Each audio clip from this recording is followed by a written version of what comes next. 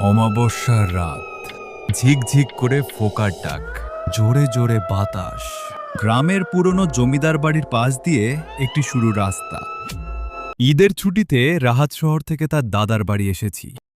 রাহাত ভূত বিশ্বাস করে না, কিন্তু তার বন্ধুরা তাকে ভয় দেখানোর চেষ্টা করছে। হঠাৎ করে রাহাতের দুই বন্ধু দৌড় দিয়ে চলে গেল, কিন্তু রাহাত একটুও ভয় পেল না, শান্তভাবে বসে রইল। গ্রামের বড়রা মানা করে দিছে যে রাতে যেন কেউ পুরনো বটগাছের নিচে না যায়।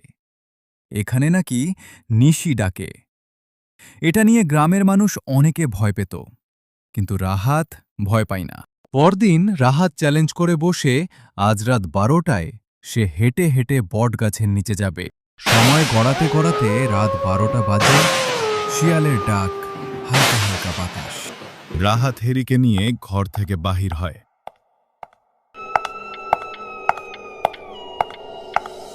হঠাৎ রাহাত শুনতে পায় তার মা টাকে ডাকছে, রাহাত এদিকে আয়।